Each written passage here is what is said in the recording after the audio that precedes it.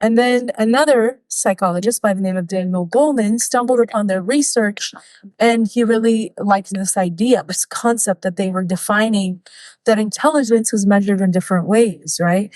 We typically think of intelligence as IQ or spatial reasoning, thinking, critical thinking, mathematical skills. So we kind of have it, measured in that abstract or concrete way.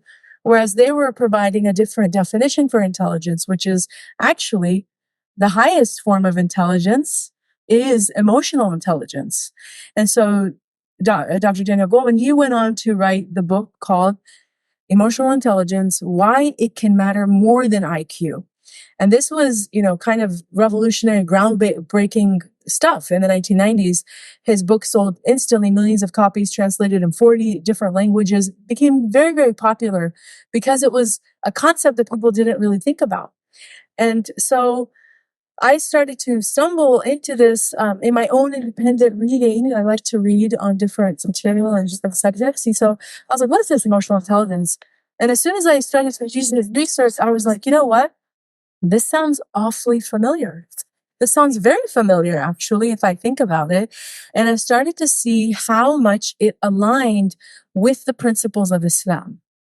So it became a tool that I used because we live in a modern time and some of us are used to like schooling and work. We're used to spreadsheets. We're used to, bullet points. We're used to, bite-sized sort of information that we can digest and process and then act upon. So I felt like this was actually a cool tool. I can use it to teach and explain the fundamentals of our faith. And so I started to put that together, and alhamdulillah, really resonated with them. So what it is it's something that you learn. It's a skill set. And the outcome is that you become more emotionally aware in and of yourself. So, this is really just being in tune with who you are, how you feel, why you feel the reason, why you feel what you feel, what are the underlying reasons, because of course there's primary emotions or secondary emotions. So really just having the language to be able to articulate feelings and emotions in a way that's true and authentic, and then be able to teach others in our personal lives how to read us better. And then there's regulation of emotions. So controlling our emotions. As we know, as women, and we talked about this with the teens, and I'm sure, mashallah, in the other discussions today with Dr. Jessica and Zermina and others who talked about hormones and the impact that hormones have on women, that we fluctuate a lot in our emotions. And during every stage of a young girl's life, all the way up until death, basically, we are dealing with these fluctuations. So being able to control our emotions is really an important skill set that you can actually learn and manage if you do so thoughtfully. So that's the regulation part. And then the final part of it is the management, which is really has to do with other people. And as women, we all, whether we, go on to have, be married and have children, or we may have to work in spaces with different ages and groups, we end up taking on a lot of management, whether we want it or not, of other people, even in our own respective families, whether you're a sibling in the middle, if you're a middle child, or you have, feuding family members. So there's this role that we end up having where we're managing a lot of other people's emotions. And so what emotional intelligence does is it helps you to develop a skill set to be able to do all three of these things, to be aware of yourself, to regulate yourself, and then to be able to manage the emotions of other people using the same principles. So it's quite fascinating. And so the qualities, the 5 essential qualities that Dr. Daniel Goleman laid out are done in this sequential order. Okay. And this is where, when I say that I started to see the similarity between what he was teaching and Islam, I'll explain, and I'm going to get into it more. But just to give a quick overview, and I apologize, I don't know why that typo happens when we project, because it's not showing anyway, but that S should be up there at the end of awareness. I'm an editor too, so that kind of stuff really just, anyway, I'll regulate my own emotions right now and ignore them. So, self-awareness is the first quality of emotional intelligence. Okay. So, and I'm going to get into the specifics of this, but This is the starting point. You cannot move on to self-regulation if you don't know yourself. You can't be motivated if you don't know yourself. You will not have empathy for other people if you don't know yourself, and your social skills will be very poor if you don't know yourself.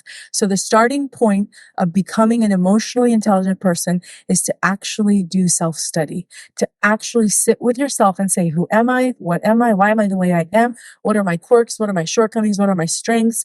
To really go down that path of that self-exploration and to create a concept of oneself that is true and that's informed, right? Because we have various voices in our head sometimes about who we are that may not be true until we do this work. So self-awareness is a whole process, and I'll get into it in a moment. But when we move from self-awareness into self-regulation, and this is where we actually start to see the effects of our awareness in our ability to control ourselves, our emotions, our reactions to other people, to things, to life events. We're going to be hit with tribulation. We're going to be hit with loss. We're going to be hit with grief. Accidents are going to happen in front of us. We're going to be part of problems. We're going to be the recipients of other people's betrayals. How do we accept, and how do we, or do we accept it? Do we reject it? How do we process those things? All of that is tied into self-regulation. And then as you're working on yourself and really developing these skills, you see that there's this gradual, natural motivation that comes about. And again, I'm going to tie all of this with spiritual practice in a moment, just going to go through these terms. And then suddenly there's a shift, because all of that self-work that you're doing, it's filling your cup, filling your cup, filling your cup, so that you can do what? You know, now I think outwardly. Now I'm ready to give. Most of us have never spent enough time filling our cup, but we are giving.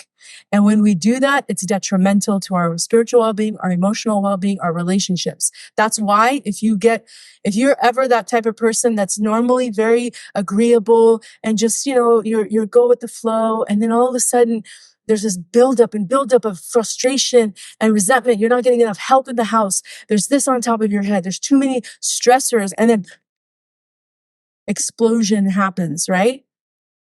A lot of women go through that. And then what ends up happening? We riddle ourselves with guilt, shame. We hate ourselves. I'm so horrible. How could I lash out on my husband? It's not fair to him. My poor children. What's wrong with me? I wasn't raised this way. Why do I do this every month? Or whatever it is, We're not even realizing that there's definitely, most likely, 99% a hormonal factor.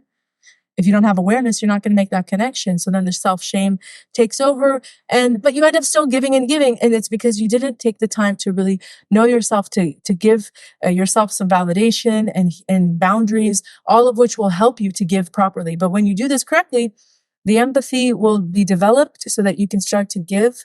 And then you, of course, further develop your ability to think outside of yourself with your social skills. So this is the natural path of becoming an emotionally intelligent person.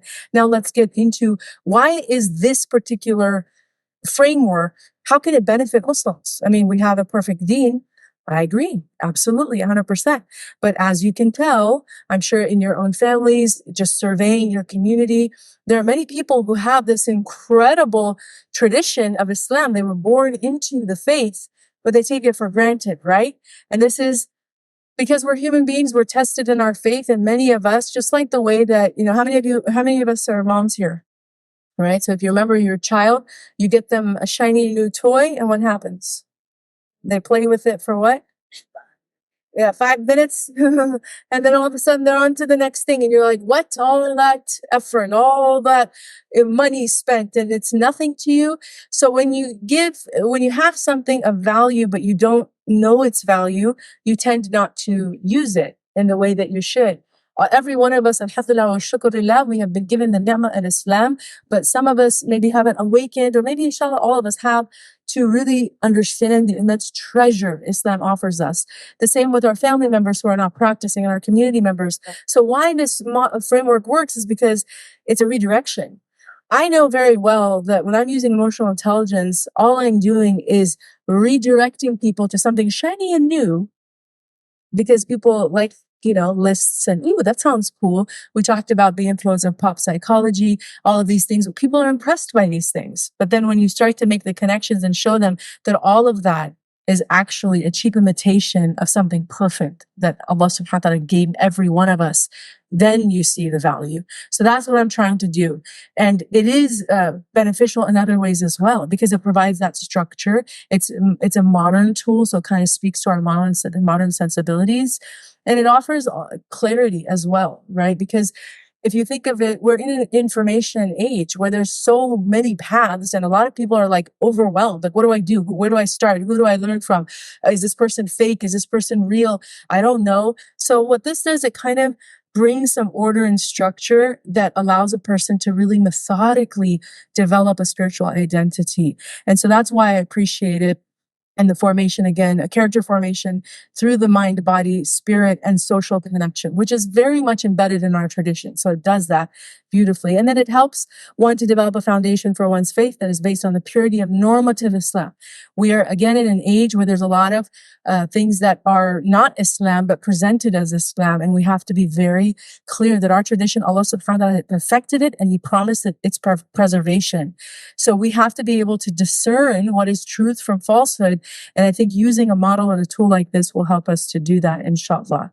Because again, there's, so many different competing ideas out there that we need to be aware of. So now I mentioned Daniel Goleman. I mentioned the two researchers as kind of being the ones who coined the term. But as I said, when I studied it, I was like convinced this is Islam. They just repackaged it into these 5 steps, but it is 100% Islam. And I'll go through that with you. So I was like, there has to be something in our tradition that ties this idea of intelligence and emotions. There must be, because this is not groundbreaking that Daniel Goleman and whoever discovered. This is truth, that's haqq, but our tradition is the deen of haqq, therefore it must be in our tradition. So I asked my teacher, and he said, of course, emotions and intelligence are connected. And he told me that the Prophet ﷺ said this, رأس العقل بعد الإيمان التودد إلى الناس, which means, now look at the words, it's very clear. The basis of reasoning.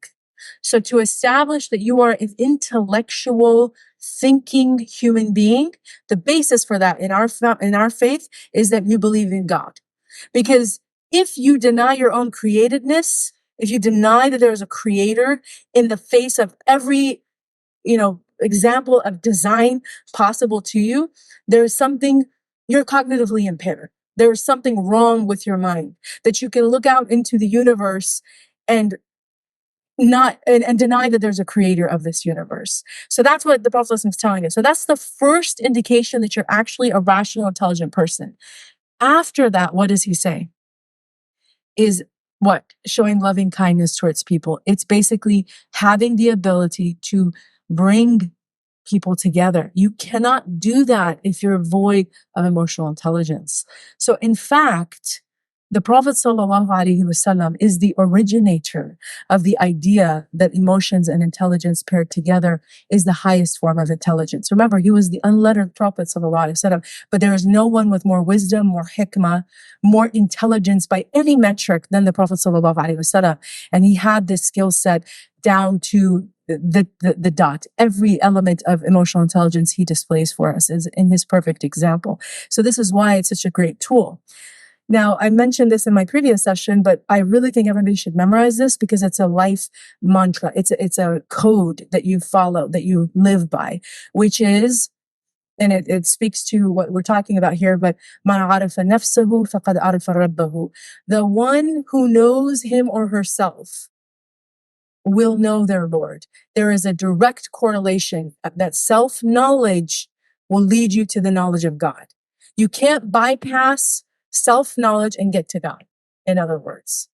So how is this, again, related? Well, we talked about self-awareness being the number one first step of becoming an emotionally intelligent person, right? Self-awareness is about understanding one's emotions and recognizing how we affect other people.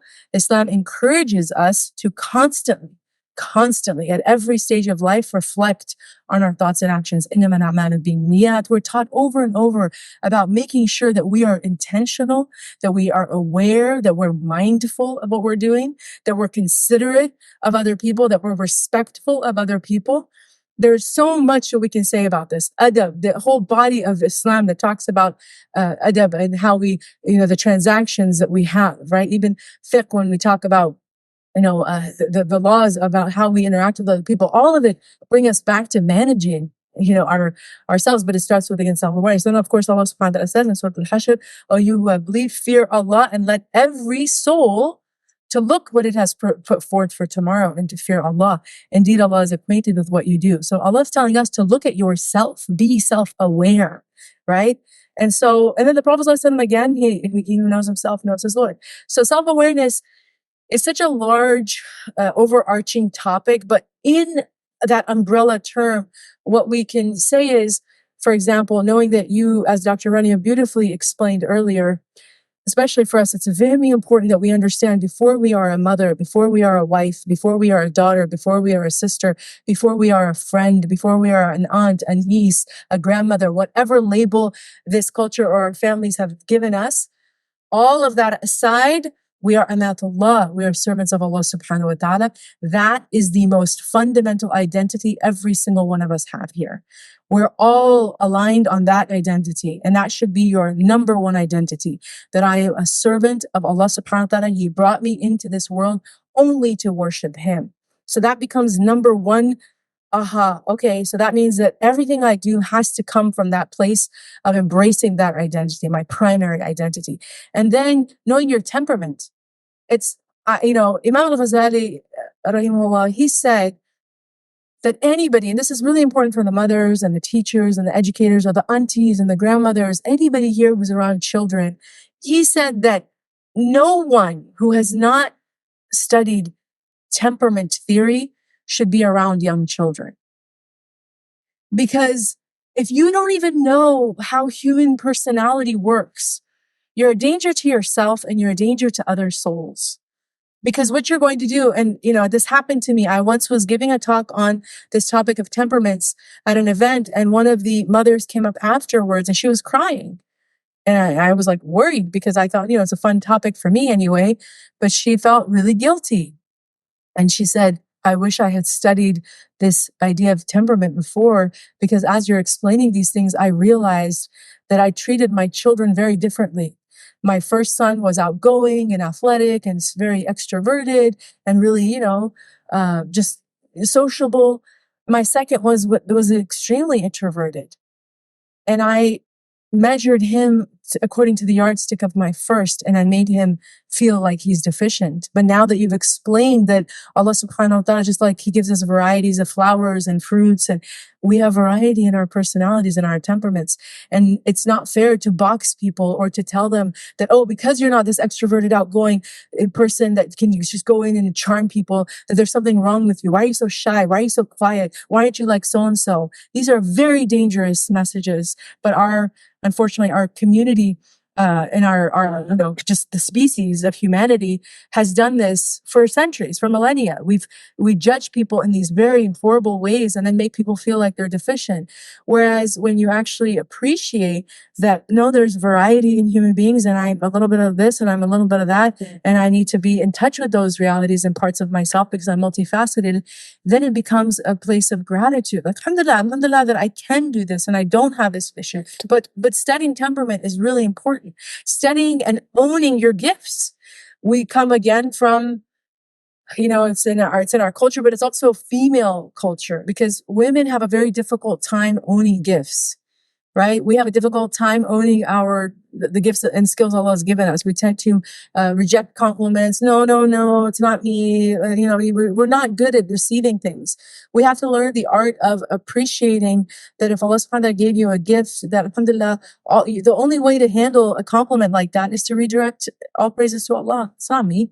I didn't wake up with this magical ability to do this, that, or the other. Allah gave me that gift, and inshallah, I use it for His pleasure. But that's the kind of healthier attitude. So self-awareness is really about just accepting yourself, seeing yourself in a light that's true, that's authentic, that's informed, and not just, giving into any negative ideas. And then there's more to say about that. But again, in the interest of time, I have to move on. I've gotten the warning. So once you become a self-aware person, you embrace your identity as a believer. Now it's the tough work, because our deen teaches us that you can't just say, well, I am who I am, and that's it. No, you actually have to do mujahid al-nafs.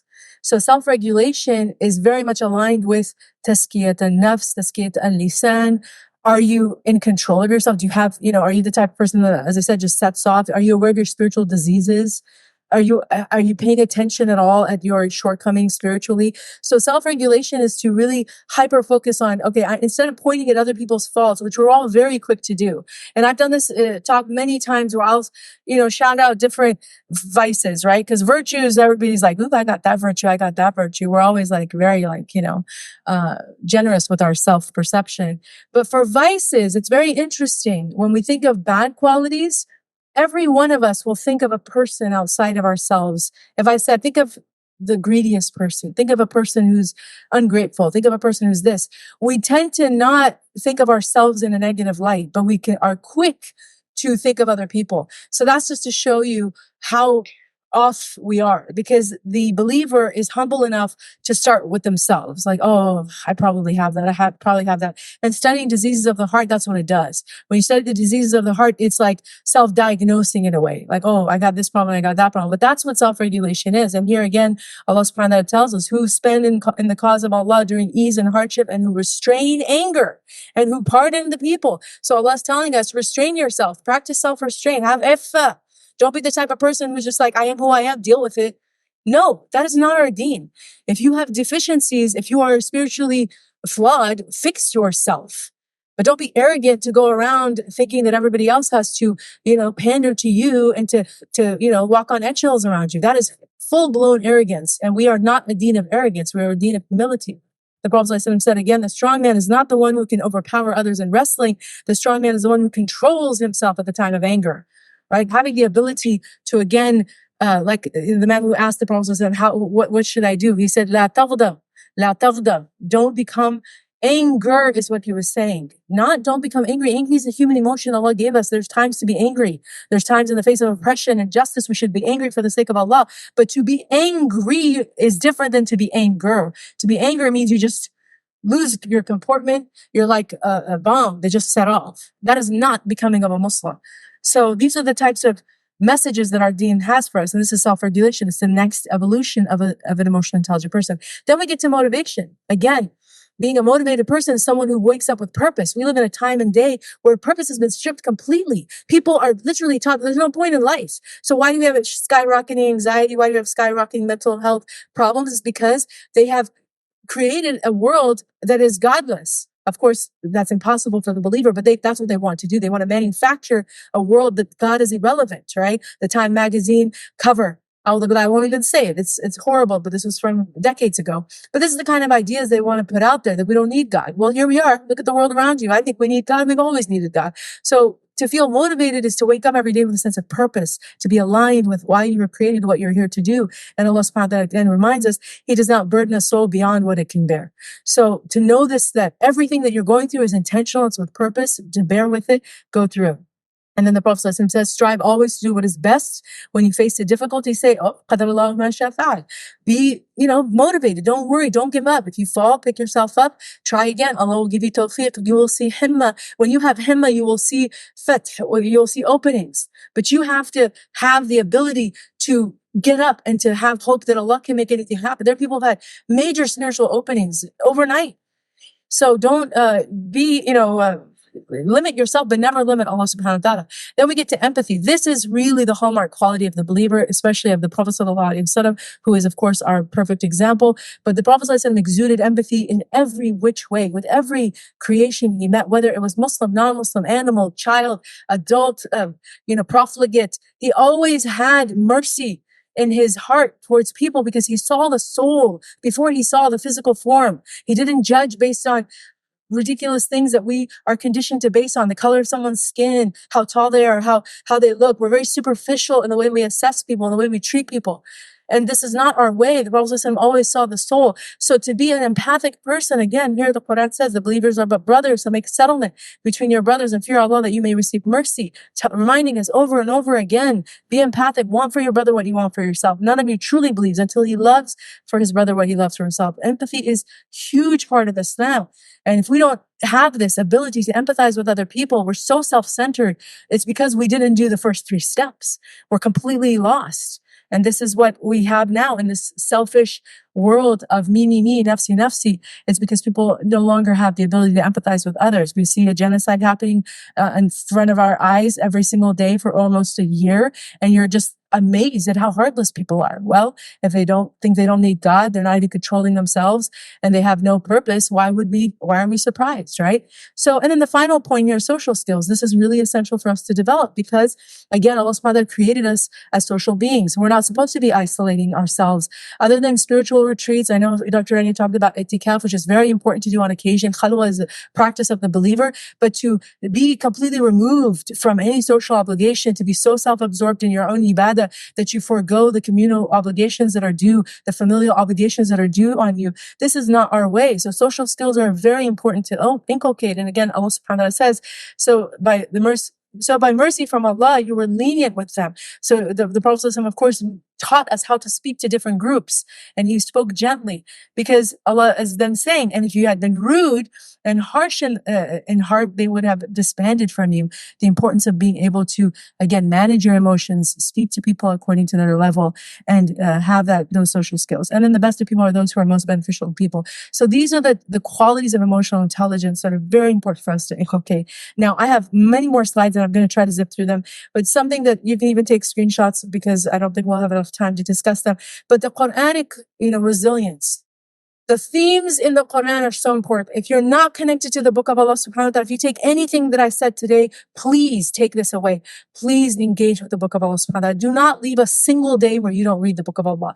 Please, I beg you, for yourself sake, but also for the sake of our ummah, we need to go back to our roots. We need to go back to our tradition. And if we don't embrace our relationship with the book of Allah, then we cannot complain about what's happening in our ummah. It's our job to reclaim the very source of where we will find relief, which is the book of Allah. But looking at the themes will really help us to know that Allah, it's a mirror for us to see that all of the trials and tribulations that we go through, whether it's with family dysfunction, oppression, war, a lot of people are having faith identity crises because they can't manage everything that's happening. Well, when you start to read the Quran and you see this is just basically humanity. This is what the angels asked Allah subhanahu wa ta'ala about the creation that will spread bloodshed. It starts to make sense that this is all part of the plan. Trust the process. There's a day of judgment. Everything will be clear at some point, even if you don't have the answers now. The loss of children. I know there's a lot of people who've suffered through losses, whether it's children or family members, health issues, infertility. These are real serious issues that we go through.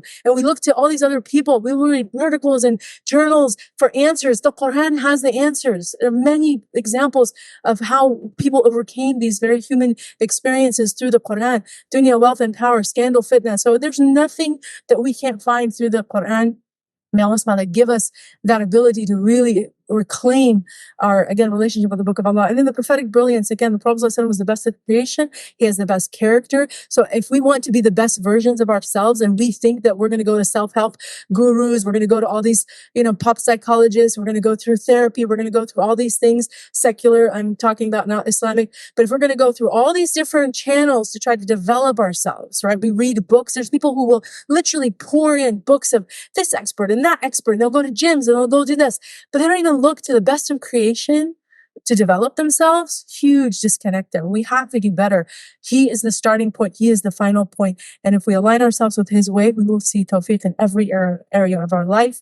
And there's much more to be said, but here are some virtues that we want to think about: being balanced, being responsible, being knowledgeable, being attentive, being in control, being resilient. These are the virtues that we want. Compassion, patience, respectfulness, vigilance, consistency, humility, all of these qualities we want, inshallah. And then boundaries we talked about earlier. Again, we don't have a lot of time, and I do have a quiz for you guys, or an activity. So am I going to have time to do my activity? Okay, good. So these are just take screenshots, but these are basically virtues and boundaries that if we develop emotional intelligence, it will help us. And it kind of has a, ripple effect, because we need emotional intelligence to do a lot of these things, but then it increases us in emotional intelligence. Having mutual respect, trust, honesty, compromising, anger, control, fighting fair, problem solving, empathy, individuality, good communication. I'm going through this like super fast. I know, I'm so sorry. But she's up here. That means my mic's about to get cut off. She was over there. I felt a little safe. I felt a lot safer when you were over there, but you came up here. I was like, oh man, best to sit here. So I can get the room to be quiet. Oh, much. Uh-oh. The teacher has spoken. Uh-oh. Okay. So individuality, good communication, self-confidence, being a role model, health relationship, check-ins, all of these things like I said, there's kind of like this loop effect that emotional intelligence will help you in these areas, but it'll also be developed and further enhanced when you start to do them. So inshallah, there's so much more to say on this topic. It's one of my favorite topics again. I'd love to speak to you if you have any questions afterwards. Forgive me for going at turbo speed, but I just wanted to not leave you hanging on anything. And then as far as the group activities, I do have 3 of them. And I'm trying to be emotionally intelligent because I know that there's different types of personalities in the room. Some people are highly competitive like myself. Ustadha will tell you I'm cutthroat when I compete. I leave no one. I leave no one. Even small children are. No, she's right. If you're playing a game with me, I play fair, but I definitely am not playing soft. So if you're very competitive, I've got something for you. If you're more like artistic, inshallah, I have something for you. So there's 3 activities, and I wanted to explain them to you so you can choose which one you want to do. And it's totally entirely up to you. You can do it individually or with your table. I'm a group person. I love group work. So I'm always a fan of bringing people together. But let's explain them. The first activity, if this speaks to you, and you can listen to all 3 and then decide, I'll go back to the slides. The first one is called emotional exploration. So what I'd like you to do is review the list of emotions that I have at the bottom here. And I want you and maybe your group, if you want to do this with your group, to think about a surah or hadith or dua that comes to mind when you think about that emotion. Okay. And you're going to create a little list because we have to make associations. And actually someone did do this. Maybe if I could find the link, we can share it. But they did an amazing website where they said, if you're feeling this, go to this surah, go to this dua. Have you seen it? It's an amazing resource. May Allah bless whoever created that. But this is a way of, again, getting in touch with our emotions and also having some sort of a tool or a mechanism to be able to know where to go when we're feeling certain things. So that's it, the first activity. You can do that if that speaks to you. The second one is a word cloud, and this is a little funner for the artistic people in the room.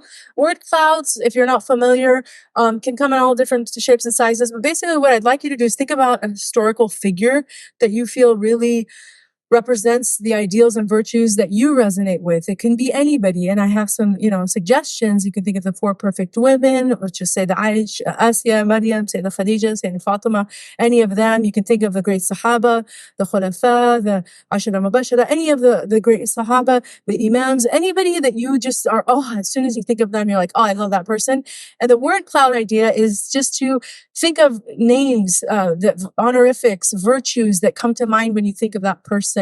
And an example of word clouds are like this, right? So you basically, and you have your pens and notebooks, you can do this with them, but you basically use like the main adjective or word or title or honorific as a central focal point. And then you start to build maybe a shape if you want to, or it doesn't have to be, can be very random, of other terms, but it should be done in this way where it's creative. It's a creative outlet for you to really honor someone that you resonate with. So this is again for the artistic people if you want to do this one. And then the last one is a little bit more of a challenge. So this is for my intellectuals, for people who want a little bit of a challenge. All right. So again, we talked about how we live in this age of new age spirituality, mysticism, pop psychology, self-help gurus, life coaching programs, master classes, self-care retreats, and they're all heavily influenced by secular or occult ideas that promote contrived quotes, mantras, life philosophies aimed at selling enlightenment. It's marketing, right? And this is just the commercialization of these ideas. So I want to challenge you. Can you spot a charlatan? Would you be able to tell a real message from someone that was properly sagely, or something that was, made up by who knows, right? So that's the first topic. I'll give you the quote in a moment.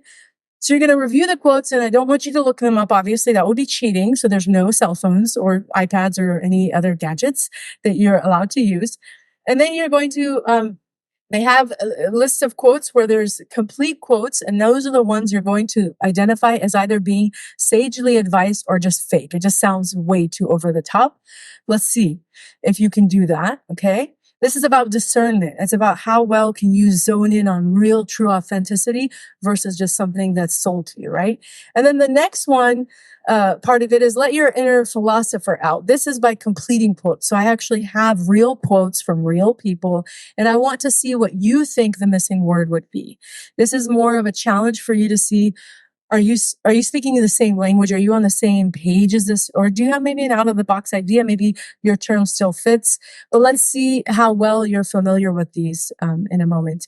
And then if you have time, you can come up with a similar quote with your group if you want to make it even funner. But this is, again, a more challenging, more intellectual exercise. So here is the first part, which is looking at these complete quotes, right? Is it a sage or a charlatan? The first one, anger. Okay, let's say it in actually a sagely voice. Okay, let me get into my Zen voice. Anger, if not restrained, is frequently more hurtful to us than the injury that provokes it. Okay. So, how many of you think this is sagely advice? Okay. All right, we'll go on to the next one and then I'll reveal the answers eventually. Okay. Within the quiet labyrinth of your soul. Oh, is it not loud enough? Okay. Within the quiet labyrinth of your soul, the universe whispers its truth. I feel like I need sound effects or something. Only when you align your inner frequencies with the cosmic flow can the infinite wisdom of your higher self emerge, guiding you toward the sacred path of the luminous being. No? All right, I'm going to come back and quiz you. Friendship improves happiness and abates misery by the doubling of our joy and the dividing of our grief.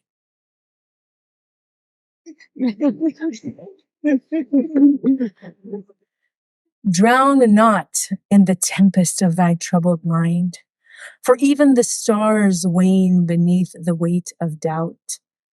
Yet, in the silence of thy deepest despair, dost thou not hear the secret song of the universe? It is there in the abyss that the soul is woven anew, and the heart, torn asunder, becomes the cradle of endless light. Okay? All right, so let's do this. Okay? Number one, sage or charlatan? Raise your hand if it's sage. All right, let me think of less than 50%. Maybe. All right, so if it's charlatan, raise your hand. I just want a visual. If you think number one is a charlatan, raise your hand. Okay, come on. Like less than half of you raised it for sage. So that means the other half. These are the safe ones. They're like, you know what? I'm not going to do that. All right, I'm not getting it. What's that, fellow? Sage or charlatan? Oh. I've known you for too long. I'm here for up last night writing all of these. You know me too well. No, tell me, what is it? Okay. I'm going to reveal the answers after I go through the votes here. Number two, within the quiet labyrinth, what do you think? Sage or charlatan? All right, unanimous? Was it that obvious? All right. Okay. And number three, I'm not going to give it away just yet. I'm going to keep you on your toes a little bit. Number three, friendship. Sage or charlatan? Sage. Okay. And number four. All right, I hear some difference of opinion here. Okay, that's good. That's what I wanted. I wanted there to be some, I don't know, I'm not sure, because that's actually, when we're reading a lot of these quotes, sometimes it's like, that does sound good. It does sound, good, but let me just reveal two of these were written by none other than the very sagely ChatGPT. Oh, no. And if the clues aren't obvious, they are the verbose, lengthy, over-the-top, ridiculous ones. It was actually fun giving ChatGPT prompts. I'm like, make it sound like Rumi and Shakespeare, and blah, blah, blah.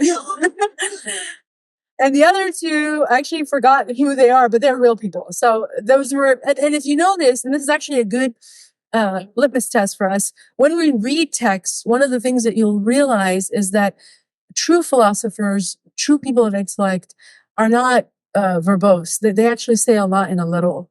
And so looking at succinct words is important. That's not always going to be the case, but in most cases, the message is real. The message is clear. You don't have to, go through all this, like, oh, let me get a dictionary. What does that mean? What does that mean? That's not effective speech.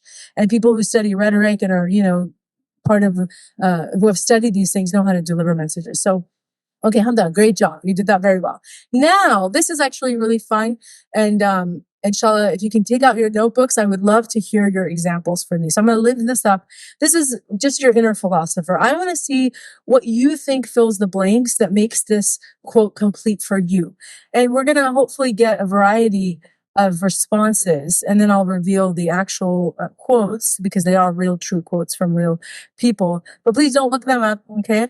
Try this on your own. But the first one is blank is a mean, right? Math term here, between two vices, one of excess and the other of deficiency. So try to think what could possibly fit there, right? Between two vices, so negatives, right? One excess and one of deficiency. And then the second one is you have power over your blank. Okay? Not outside events. So write your answers, please. I would love to hear some examples, inshallah. Realize this and you will find strength. So what do you have power over? Think about that. What does that mean for you? Maybe, we're almost done. Close. And then by 3 methods, you may learn wisdom. First, by blank, which is noblest. Second, by blank, which is easiest. And third, by blank, which is the bitterest. So how do you learn wisdom? What are your ideas? Right? So just think about that. And then being deeply loved by someone gives you blank, while loving someone deeply gives you blank. So just, you can do one, you can do all of them, but it's a fun exercise.